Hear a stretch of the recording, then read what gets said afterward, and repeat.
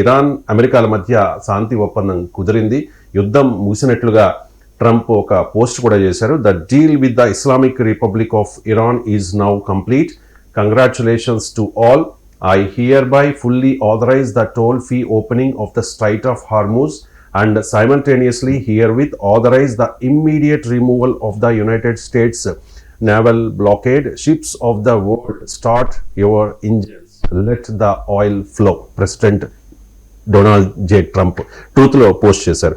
Sir, ఒప్పందం కుదిరింది, యుద్ధం ముగిసింది, అసలు ఈ ఒప్పందంలో ఏముంది? అంటే ఒప్పందంలో మొదటి అంశం ఏంటంటే అన్ని రకాల యుద్ధాలు ఇంక్లూడింగ్ లెబనాన్లో ఇజ్రాయెల్ జరుపుతున్నది కూడా ముగుస్తుంది ఇమీడియట్ గా. రెండవది యుఎస్ నావల్ బ్లాకేడ్ ఎండ్ అయిపోతుంది. మూడవది స్టేట్ ఆఫ్ హర్మూజ్ సహజంగానే తెరుచుకుంటుంది. యుద్ధం ముగిసింది అంటే స్టేట్ ఆఫ్ హర్మూజ్ తెరుచుకుంటుంది. ఈ నాలుగవది నెక్స్ట్ 60 days లో ఈ న్యూక్లియర్ ఇష్యూ పైన ఫైనల్ అగ్రిమెంట్ కొరకు చర్చలు జరుగుతాయి. ఇప్పుడు ఇది మెమరాండమ్ ఆఫ్ అండర్స్టాండింగ్ మాత్రమే. ఐదవది ఇరాన్ పైన శాంక్షన్స్ ను ఎత్తివేస్తారు. ఆరవది ఇరాన్ నిధులు స్తంభించున్నాయి, $24 billion స్తంభించున్నాయి, వాటిని విడుదల చేస్తారు. అందులో సగం ఈ డీల్ ఈ ఒప్పందం అమల్లోకి వచ్చిన సంతకమైన వెంటనే రిలీజ్ అవుతాయి. సో ఇవి ప్రధానంగా ఈ ఒప్పందంలోని అంశాలు. ఇక ఇరాన్ మిసైల్ ప్రోగ్రాం గురించి ఈ ఒప్పందంలో లేదు. అంటే ఇరాన్ మిసైల్ ప్రోగ్రామ్ లిమిట్ చేయాలి అనేది ఎక్కడా లేదు.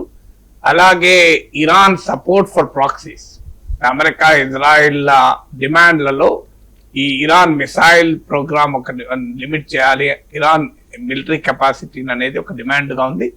ఇరాన్ తన ప్రాక్సీస్ అంటే హమస్ కు, హిజ్బుల్లా, యెమెన్ లో హూతీస్, ఇరాక్ లో షియా మిలిషియాలకు వీళ్ళకి ఇచ్చేటువంటి మద్దతు, యాక్సిస్ ఆఫ్ రెసిస్టెన్స్ ప్రతిఘటన కూటమికి ఇచ్చే మద్దతు విషయంలో ఈ డీల్లో ఎక్కడా లేదు.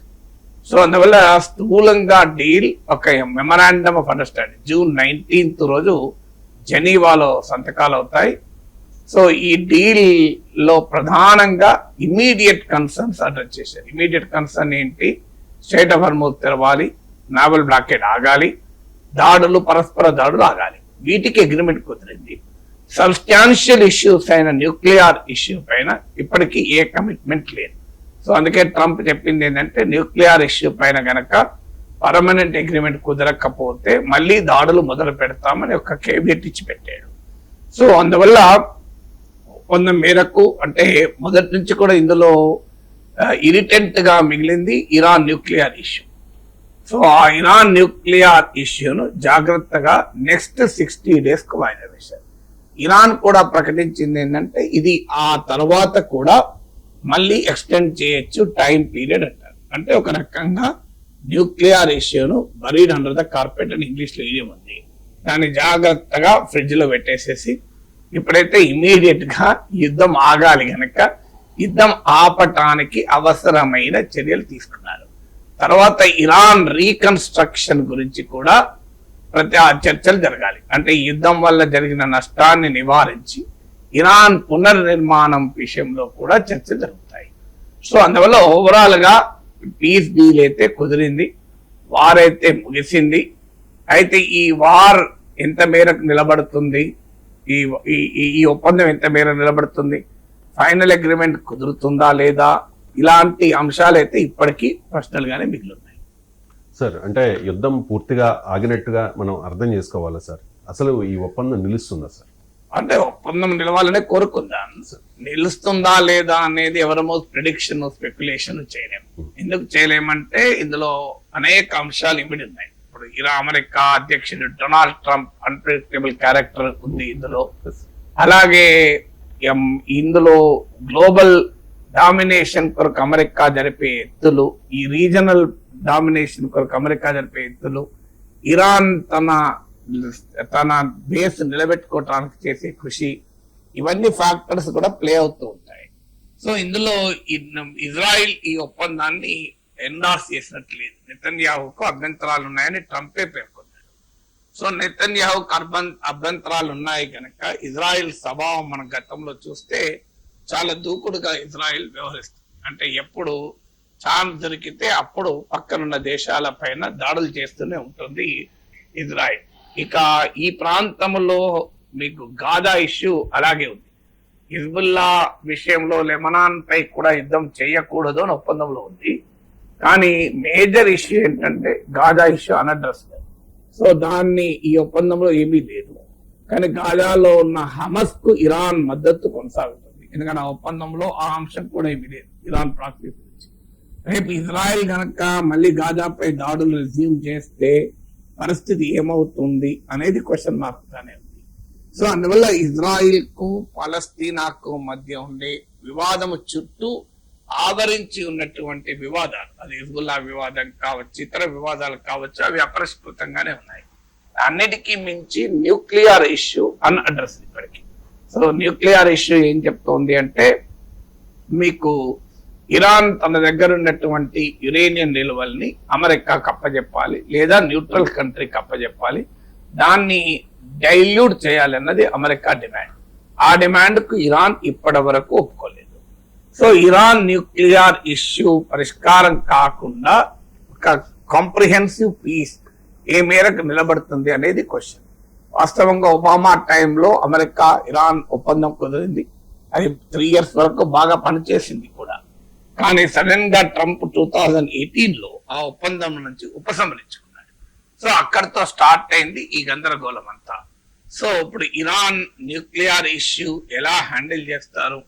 ఇరాన్ అయితే ఎట్టి పరిస్థితుల్లో రాజీ పడటానికి సిద్ధంగా లేదు. మరి ఈ న్యూక్లియర్ ఇష్యూను తాత్కాలికంగా ఈ ఎంఓయు పరిధి నుంచి పక్కకు జరిపేసి దాన్ని 60 రోజుల పాటు చర్చలు జరుపుతారు. ఆ చర్చల్లో దాన్ని తేలుతుంది అని ప్రకటించారు. సో ఈ ఒప్పందంలో ఒక సమస్య టోల్ ట్యాక్స్ లేదు అని. మనం ఈ స్టేట్ ఆఫ్ హార్మోజ్ పైన ఇరాన్ టోల్ విధిస్తుంది పోస్ట్ వార్ సిచ్యువేషన్ లో అన్నారు. ఇప్పుడు ఈ ఒప్పందం ప్రకారము ఒప్పందాన్ని ఇరాన్ లోని మెహర్ న్యూస్ ఏజెన్సీ కూడా ప్రకటించింది. ఫస్ట్ టైం అమెరికా ఇరాన్ లో రెండు కూడా ఇరాన్ ఈ ఒప్పందం ధృవీకరించాయి. అటు ట్రంప్ ఒప్పందం కుదిరిందని ప్రకటించాడు, ఇరాన్ లోని మెహర్ న్యూస్ ఏజెన్సీ కూడా ధృవీకరిస్తూ ఈ టెక్స్ట్ ఆఫ్ ద డీల్ గురించి ఇరాన్ నేను చెప్పిందంటే ఇరానే రాసింది. ట్రంప్ చెప్తే మనం నమ్మలేము, ఎందుకంటే ట్రంప్ చాలా చెప్తూ వచ్చాడు. సో June 19th రోజు మీకు జెనీవాలో సంతకాలు జరుగుతాయని కూడా బోత్ అమెరికా అండ్ ఇరాన్ రెండు ధృవీకరించాయి. సో అందువల్ల మీకు స్టేట్ ఆఫ్ హార్మోజ్ లో ఉండే మేజర్ ఇష్యూ అంటే టోల్ ట్యాక్స్ వసూలు చేస్తామన్నది లేదు. కానీ ఇరాన్ పునర్నిర్మాణానికి చర్చలు జరగాలి, ఒప్పందం కుదరాలి. అందులో గనక కమిట్మెంట్ లో రాకపోతే ఇరాన్ మళ్ళీ స్టేట్ ఆఫ్ హార్మోజ్ నుంచి నేను వసూలు చేస్తాను అని ఫ్యూచర్ లో అనే అవకాశం ఉంది. ఎందుకంటే అది మొదటి నుంచి ఇరాన్ పెట్టిన కండిషన్ ఏంటంటే స్టేట్ ఆఫ్ హార్మోజ్ పైన February 28లో ఈ వార్ మొదలు కాకముందు అది ఫ్రీగానే ఉంటాయి కదా, ఎలాంటి అడ్డంకులు లేవు. కానీ మాపై యుద్ధం చేసి మాకు చాలా నష్టం కలిగించారు కనుక ఆ నష్టాన్ని నివారించుకోవడానికి స్టేట్ ఆఫ్ హార్మోజ్ పైన టోల్ విధిస్తాము, ఒమన్ ఇరాన్ కలిపి దాన్ని పంచుకుంటాయని ఇరాన్ ప్రతిపాదించింది. అందువల్ల ఇప్పటికైతే టోల్ ఉండదు అని చెప్పారు. మరి ఇరాన్ రీకన్స్ట్రక్షన్ భారం ఎవరిది అనేది క్వశ్చన్ మార్క్నే ఉంది. బహుశా అమెరికా భారాన్ని తోటి గల్ఫ్ దేశాల పైన Saudi Arabia, Qatar, United Arab Emirates ల పైన నెట్టివేసే అవకాశం ఉంది. సో అందువల్ల ఇప్పటికైతే peace is very fragile. Iran లో ఆల్రెడీ ఈ డీల్ అమెరికాతో డీల్ కుదరకూడదు అని చెప్పి పెద్ద ఎత్తున ప్రదర్శనలు కూడా జరుగుతున్నాయి. అమెరికాలోమో ఈ వార్ ఆపాలని ప్రదర్శనలు జరుగుతున్నాయి, ఇరాన్ లోమో అమెరికాతో డీల్ కుదరకూడదు ఇంత నష్టం చేశాక అని ఇరాన్ లో తీవ్రమైన ఉద్యమాలు మొదలయ్యాయి. సో అందువల్ల అయితే ఇద్దరికి కూడా అవసరం. ఇక్కడ ఈ మేరకైనా ఇప్పటి వరకు నేను చెప్పిన అంశాలను బట్టి ఒప్పందం ఫ్రెజిలిటీ మనకు అర్థమవుతుంది. అంటే ఒప్పందం ఎంత ఇబ్బందుల్లో ఉండే అవకాశం ఉంది. కానీ అదే సమయంలో ఒప్పందానికి ఉండేటువంటి ఒక స్టెబిలిటీ ఎక్కడి నుంచి వస్తుంది అంటే అమెరికా ఇరాన్లు రెండు యుద్ధంలో నష్టపోయాయి. అమెరికా నష్టపోయింది, ఇరాన్ భారీగా నష్టపోయింది. రెండు దేశాలకు కూడా కనుచూపు మేరలో ఎండు కనబడలేదు. అంటే ఈ వార్ లో మేము గెలుస్తాము అని అమెరికాకు నమ్మకం లేదు. చరిత్ర కూడా అదే చెప్పింది. ఆఫ్ఘనిస్తాన్ లో 20 ఏళ్ల తర్వాత కూడా అమెరికా పారిపోయింది, వియత్నాం లో అదే జరిగింది. కొరియన్ వార్ ఇప్పటికీ ఒప్పందం కుదరగానే ఫ్రోజన్ వార్ గానే మిగిలిపోయింది. అందువల్ల అమెరికా ఈ అసిమెట్రిక్ వార్ వల్ల అంటే ఇరాన్ అనుసరించిన వ్యూహం వల్ల ఈ వార్ లో ఇరాన్ తమ లక్ష్యాలను అయితే పూర్తిగా సాధించే అవకాశం కనిపిస్తలేదు. ఇరాన్ కూడా అమెరికా పైన ఇజ్రాయెల్ పైన గెలిచే అవకాశం లేదు. సో అమెరికాకు ఇరాన్ కు కూడా రెండిటికి వార్ భారమవుతోంది, పరిష్కారం కనబడం లేదు. ఇరుగు పొరుగు దేశాలకు కూడా యుద్ధం ఒక తంటాగా మారింది. అందువల్ల there are all other interest. అమెరికాకు ఎంత వీలైనంత త్వరగా యుద్ధం ముగిసి ఏదో ఒక ఒప్పందం కుదిరిందని చెప్పుకొని ఆనరబుల్ ఎగ్జిట్ గౌరవప్రదంగా బయటపడాలని అమెరికా బాధ. ఈ యుద్ధం ఆగితే కనీసం తనకు శాంక్షన్స్ ఎత్తిపోతాయి, స్తంభించిన నిధులు మళ్ళీ రిలీజ్ అవుతాయి, తన ఆయిల్ ఎక్స్పోర్ట్స్ కంటిన్యూ చేసుకోవచ్చు, ఊపిరి పీల్చుకోవటానికి అవకాశం వస్తుందని ఇరాన్ చూస్తుంది. Saudi Arabia, United Arab Emirates, Qatar ఈ వార్ కోరుకోలేదు, వద్దని కూడా అమెరికా పైన ఒత్తిడి తెచ్చాయి. కానీ అమెరికా ఏకపక్షంగా ఈ వార్ను ఆ దేశాలపైన ఇంపోజ్ చేశాయి కనుక ఆ దేశాలకు కూడా వార్ పట్ల ఆసక్తి లేదు. చైనా, రష్యాలు ఇరాన్ కు మంచి మిత్ర దేశాలు అయినా అమెరికా యుద్ధాన్ని ఆపలేకపోయాయి. అదే సమయంలో ఇరాన్ తో తమకున్న సంబంధాల వల్ల ప్రయోజనాల్ని వదులుకోలేవు. సో ఇప్పుడు చైనా ఉంది, ఇరాన్ తో మంచి సంబంధాలు ఉన్నాయి, సౌదీ అరేబియా, యుఏఈలతో కూడా మంచి సంబంధాలు ఉన్నాయి. అందువల్ల పశ్చిమాసియాలో చైనాకు కూడా ఈ వార్ ఆగిపోవాలనే కోరిక ఉంది. సో వరల్డ్ పవర్స్ కు వార్ ఆగాలనుంది. ఇక మిగతా కంట్రీస్ యూరప్ నుంచి ఇండియా వరకు ఈ ఆయిల్ ప్రైసెస్ పెరిగి మనం ఇబ్బందులు పడుతున్నాయి కనుక మనకు వార్ క్లోజ్ కావాలని ఉంటుంది. సో అందరికీ కూడా వార్ క్లోజ్ కావడం అనేది ఒక ప్రియారిటీగా ఉంది. ఎందుకంటే దీనికి ఏమి పరిష్కారం కనబడతలేదు, ఎండు కనబడతలేదు, ఎవరు గెలిచేదే లేదు. ఇప్పుడు యుద్ధాలు ఎలా ఆగాలి? ఆగితే ఎవరొకరు ఓడిపోయి ఆగాలి, ఆ సూచన లేదు. లేదంటే ఒప్పందం కుదరాలి, లేకపోతే ఇది కాన్స్టాంట్ సమస్యగా మిగిలిపోతుంది. అందువల్ల అన్ని దేశాలకు, ఇందులో ఉన్న ఆల్ స్టేక్ హోల్డర్స్ కు యుద్ధం ఆగడం అవసరము గనక బహుశా యుద్ధం నిలిచిపోతుంది, ఒప్పందం నిలబడుతుందని ఆశించినాం. సార్, ఈ పీస్ డీల్ ని చూస్తే ఏమర్థం అవుతుంది సార్? కొద్దిసేపటి క్రితం డొనాల్డ్ ట్రంప్ ఒక పోస్ట్ చేశారు. The great deal will bring peace and security to the whole region. Many presidents have tried to make peace with Iran and all have failed before me. The leaders of the region have for the first time found a president who can help them achieve real peace. With the opening of the strait upon the signing of the deal on Friday, for purposes of mine removal, oil will flow on both ends again for the region and the world. So, ఈ యుద్ధంలో గెలిచింది ఎవరు sir? ఇరానా లేకపోతే అమెరికానా? Trump self డబ్బా కూడా పరాకాష్ట ఇది.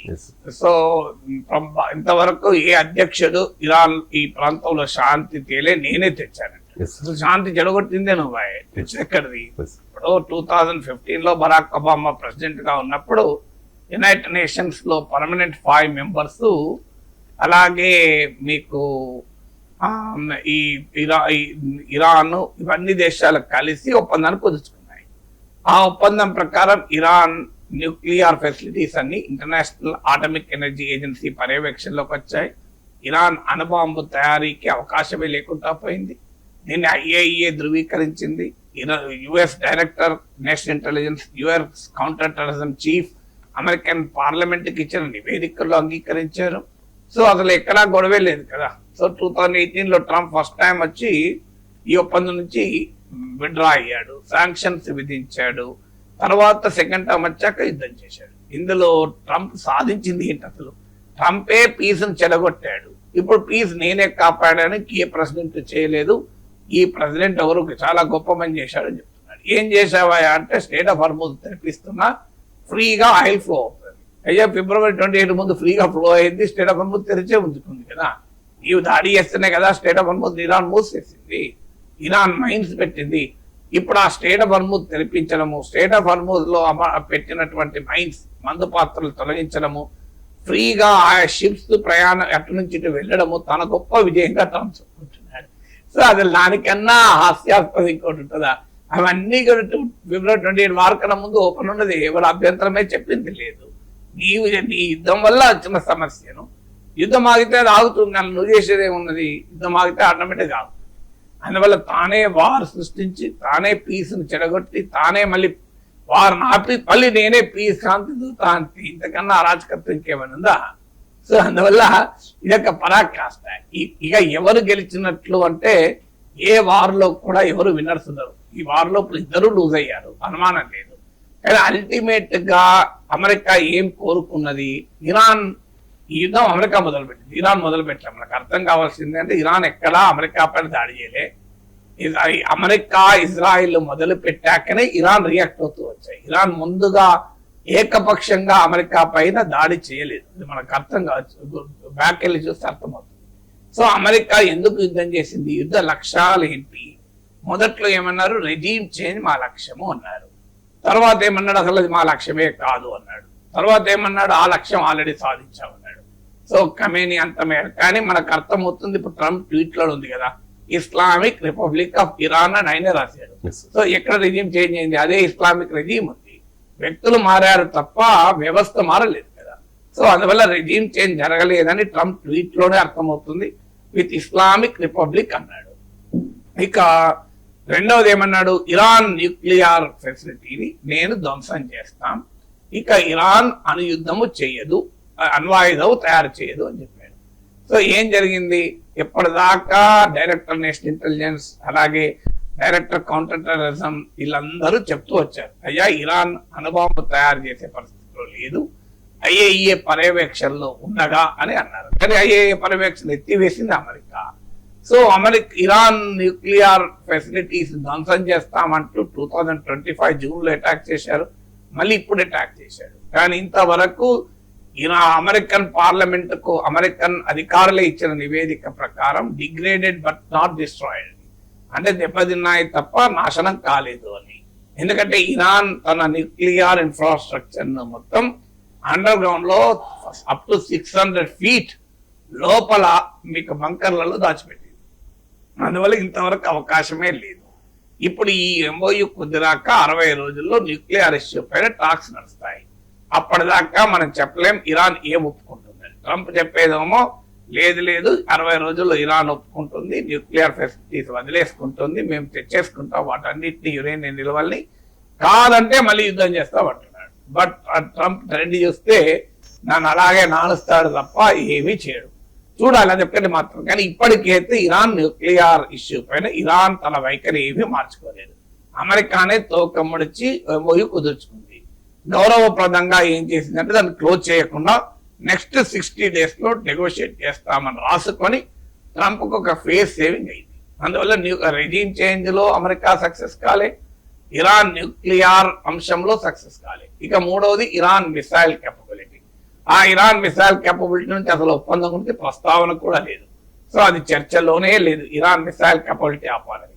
నాలుగవ డిమాండ్ ఏంటి అమెరికాది, ఇరాన్ తన ప్రాక్సీస్ యాక్సిస్ ఆఫ్ రెసిస్టెన్స్ కి ఇచ్చేటువంటి మద్దతును ఉపసంహరించుకోవాలి అని.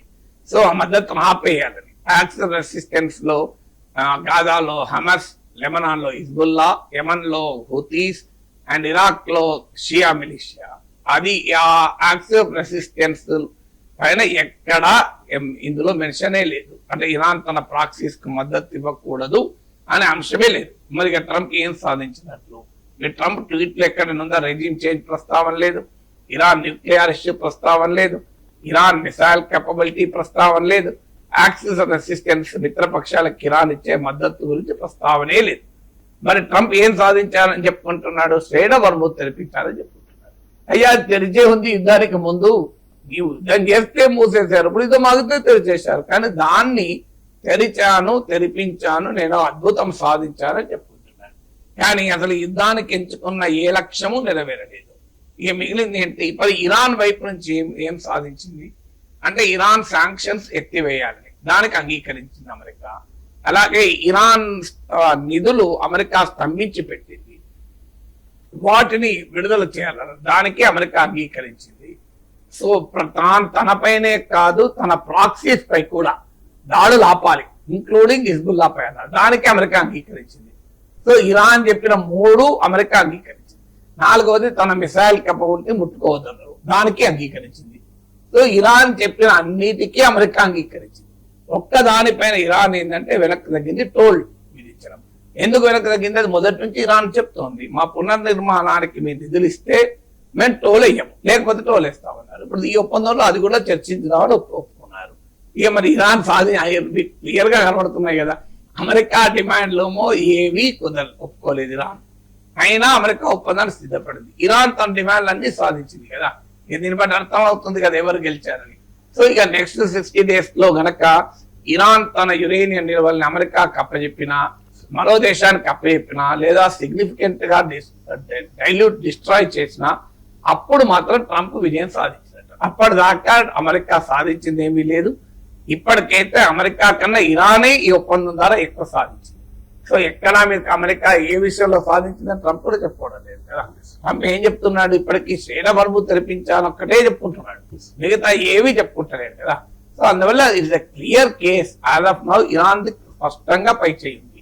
కానీ నెక్స్ట్ 60 days లో ఒక్క న్యూక్లియర్ ఇష్యూ పైన ఇరాన్ ఒప్పిస్తే అమెరికా గ్రేటెస్ట్ విక్టరీ సాధించినట్టు, లేకపోతే ఏమీ లేదు.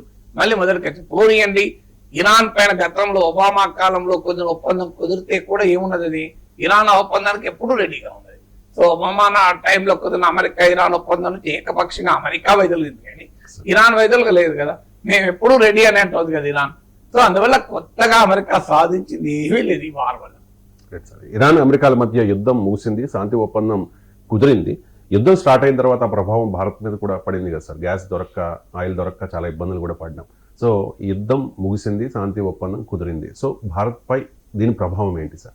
యుద్ధం వల్ల అత్యంత దెబ్బతిన్న దేశాలు భారత్, అత్యంత ఇబ్బందులు పడ్డ దేశాలు.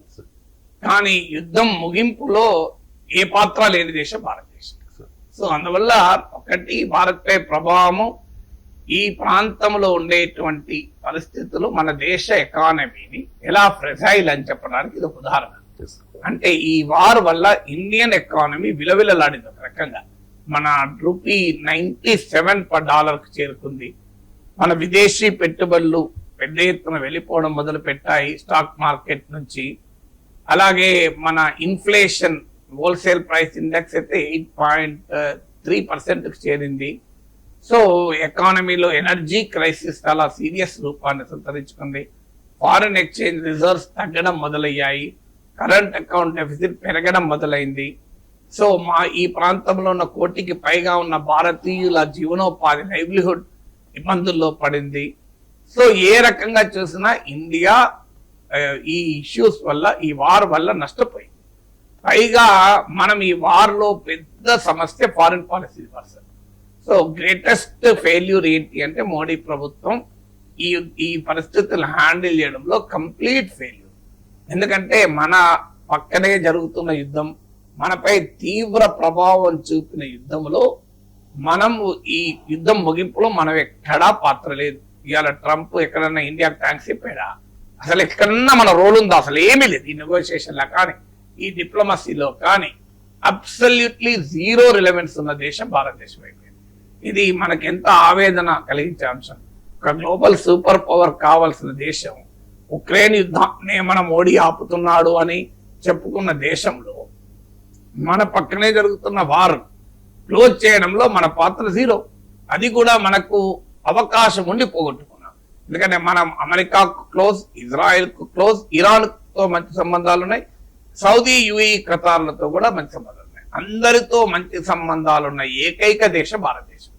ఈవెన్ పాకిస్తాన్కు లేదు, చైనాకు లేదు, ఎవరికి లేదు.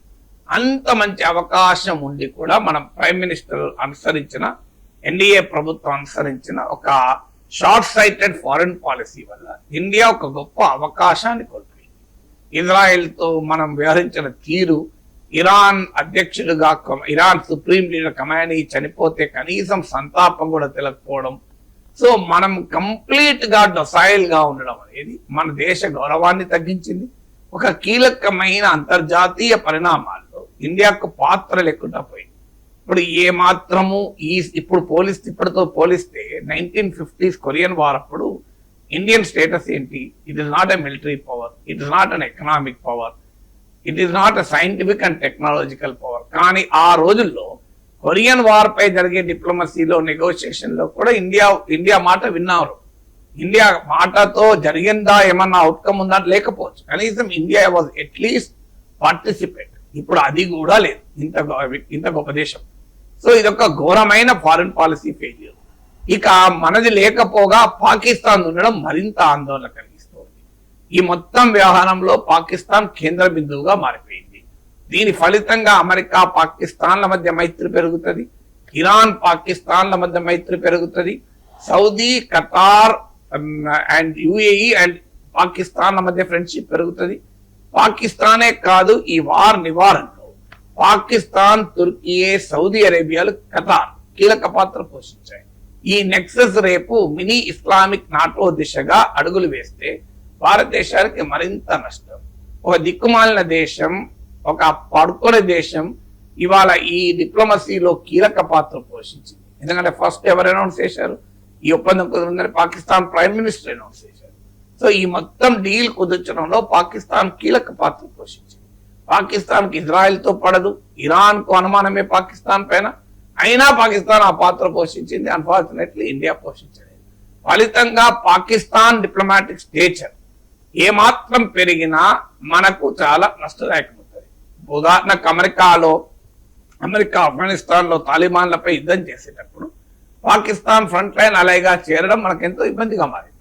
ఇప్పుడు చూడండి మీరు, ఇండియా పాకిస్తాన్ పై దాడి చేస్తే, ఆపరేషన్ సింధూర్ గనక మళ్ళీ మొదలైతే, మన పైన టెర్రరిస్ట్ ఇన్సిడెంట్ జరిగితే ఇలా పరిస్థితి ఏంటి? మనము పాకిస్తాన్ కు మద్దతుగా సౌదీ వచ్చే ప్రమాదం ఉంది, తుర్కీ వచ్చే ప్రమాదం ఉంది, ఖతార్ వచ్చే ప్రమాదం ఉంది, అమెరికా ఒత్తిడి తెచ్చే ప్రమాదం ఉంది. ఎందుకంటే పాకిస్తాన్ ఇవాళ ఇంత పెద్ద వెస్ట్ ఏషియా వార్ ఆపడంలో కీలక భూమిక పోషించిన నేపథ్యంలో అవకాశం ఉంటుందా?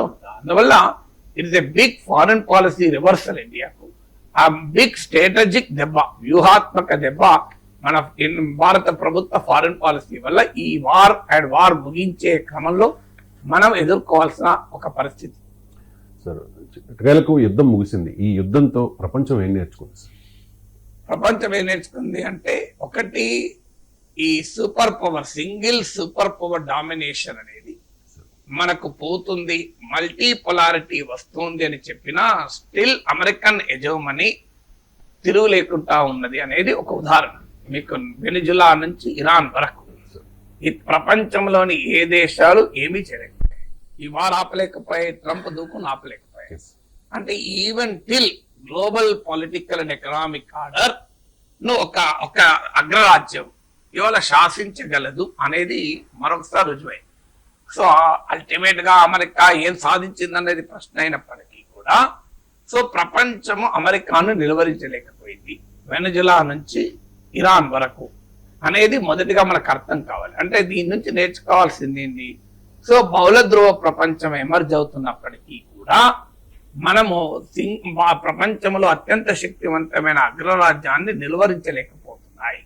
అందువల్ల అమెరికా ఆధిపత్యానికి వ్యతిరేకంగా బలమైనటువంటి కూటమి ప్రపంచంలో ఏర్పడితే తప్ప అమెరికా దూకుడును మనం ఆపలేము అని. రెండవది ఏమో తెలుస్తోంది అంటే, ఎంతటి బలమైన దేశమైనా ఈ ఆధునిక యుద్ధములో బలహీనమైన దేశంపై కూడా సంపూర్ణమైన నిర్ణయాత్మకమైన కాంప్రిహెన్సివ్ అండ్ డిసిసివ్ విక్టరీ రాదు. మీకు ఇంత యుద్ధం చేసిన అమెరికా ఆఖరికి ఏం చేయాలి? ఇరాన్ ఏమి చేయలేకపోయింది, ఇష్యూ పైన క్లియర్ కమిట్మెంట్ తెచ్చుకోలేకపోయింది, ఇరాన్ మిసైల్ శక్తిని ఆపలేకపోతుంది, ఇరాన్ తన మిత్రపక్షాలకు ఇచ్చే మద్దతును ఆపలేకపోయింది, పైగా శాంక్షన్స్ ఎత్తివేయాల్సి వస్తుంది, స్తంభించిన నిధులను రిలీజ్ చేయాల్సి వస్తుంది, ఇరాన్ పునర్నిర్మాణానికి ఖర్చు పెట్టాల్సి వస్తుంది. సో అల్టిమేట్ గా వాట్ డిడ్ అచీవ్ యుఎస్ అంటే నథింగ్. ఏమి రెండు వైపులా నష్టం జరిగింది తప్ప ఏం మిగిలింది ఏమీ లేదు. సో ప్రపంచ ఆర్థిక సంక్షోభానికి కారణమైంది, ప్రపంచ ఇంధన సంక్షోభానికి కారణమైంది. సో అందువల్ల సెకండ్ ఫ్యాక్టర్ ఏంటంటే, ఈ అసిమెట్రిక్ వార్ఫేర్ కాలంలో మనం ఉన్నాము. బలమైన దేశమైనంత మాత్రాన ప్రతి సందర్భంలోనూ బలహీనమైన దేశమైనా మీరు యుద్ధంలో కంప్లీట్ గా ఓడించలేదు. ఇది ఆల్రెడీ తాలిబాన్ ఆఫ్ఘనిస్తాన్ అనుభవం నేర్పింది. ఇప్పుడు తాజాగా మరోసారి ఇరాన్ అనుభవం కూడా నేర్పింది. ఇప్పటికైనా ఇది మీకు ఉక్రెయిన్ అనుభవం కూడా అదే. ఇవాళ ఉక్రెయిన్ వార్, రష్యా చాలా శక్తివంతమైన దేశం, ఉక్రెయిన్ కంపారిటివ్లీ బలహీనమైన దేశం. కానీ ఉక్రెయిన్ వార్ ఆపగలిగిందా? 20% ల్యాండ్ ఆక్రమించుకోగలిగింది. కానీ కంప్లీట్ గా ఈ వార్ లో రష్యా అయితే విక్టరీ సాధించలేదు, ఈవెన్ టుడే సాధించలేదు. ఇప్పుడు మీకు ఈవెన్ వరల్డ్ వార్ 1 దాటి మొదటి ప్రపంచ యుద్ధం జరిగిన సమయాన్ని మించి ఇవాళ ఉక్రెయిన్ యుద్ధం జరుగుతుంది. 4 ఏళ్ళు అయిపోయింది, ఏమీ లేదు. మోర్ దెన్ 4 years కానీ ఎక్కడ వార్కు కంచు మేరలు ఎండ్ లేదు. సో అందువల్ల మోడర్న్ వార్స్ యొక్క క్యారెక్టర్ ఏంటి, అసిమెట్రిక్ వార్ఫేర్ యొక్క ప్రత్యేకత ఏంటి అనేది ఈ అనుభవం మనకు స్పష్టం చేయండి. థర్డ్ ఆస్పెక్ట్ ఏంటంటే ఇప్పటికీ కూడా జియో పాలిటిక్స్ కు వరల్డ్ ఎకానమీ ఎంత ఫ్రెజైల్ గా ఉంది అనేది మరొకసారి అర్థమైంది. అంటే ఏదైనా ఒక టెన్షన్ మొదలైతే ప్రపంచంలో అది ప్రపంచాన్ని విలవిలలాడిస్తుంది అని. ఇప్పుడు ఇరాన్ ఒక స్టేట్ ఆఫ్ హర్మూజ్ మూసేస్తేనే ఇంత జరిగింది. America naval blockade strait of Hormuz తో ప్రపంచంలో ఉన్న ఇంధన సరఫరాలకు అడ్డంకి ఏర్పడ్డది. ఇంధన ప్రైసెస్ గణనీయంగా పెరిగాయి, స్టాక్ మార్కెట్లు అతలాకుతలమయ్యాయి, మనీ మార్కెట్లు తలకిందులయ్యాయి. సో ప్రపంచంలో వృద్ధి రేట్లు దెబ్బతిన్నాయి, ఇన్ఫ్లేషన్లు అమెరికా నుంచి ఇండియా వరకు పెరిగాయి. సో ఒక కంప్లీట్ జియో ఎకనామిక్స్ అంటారు. గ్లోబల్ ఎకానమీ ఈ స్టిల్ ఓస్టేజ్ టు జియో పాలిటిక్స్. అంటే ప్రపంచంలో జియో పొలిటికల్ డెవలప్మెంట్స్ కు ఎకానమీ ఫ్రెజైల్ గా ఉంటుంది అన్నదానికి ఇది ఒక ఉదాహరణగా మనకు నేర్చుకోవాలి. నాలుగవది ఏంటంటే ఇప్పటికైనా this is not the era of war. మన ప్రైమ్ మినిస్టర్ కూడా చెప్పినట్లు ఇది యుద్ధాల యుగం కాదు. సమస్యలుంటే డైలాగ్ ద్వారా, టాక్స్ ద్వారా, పరస్పరం ఇచ్చిపుచ్చుకునే ధోరణి ద్వారా, డిప్లొమసీ ద్వారా పరిష్కరించుకోవాలి తప్ప వార్స్ కెనాట్ సాల్వ్ డిస్ప్యూట్స్ అనేది మరొకసారి రుజువైంది. ఇప్పుడు ఇజ్రాయెల్ ఇరాన్ డిస్ప్యూట్ సాల్వ్ అయిందా? కాలే. అమెరికా ఇరాన్ల డిస్ప్యూట్ సాల్వ్ అయిందా? కాలే. Israel Lebanon Hezbollah dispute solve కాలే. ఇజ్రాయెల్ హమాస్ డిస్ప్యూట్ సాల్వ్ అయిందా? మరి ఇంత యుద్ధం చేసి ఇంత నష్టం జరిగినాక ఏ డిస్ప్యూట్ సాల్వ్ అయింది? సో అందువల్ల wars will not solve the problems. దానికి ఇదొక మరొకసారి ఉదాహరణగా నిలుస్తుంది ఈ వార్.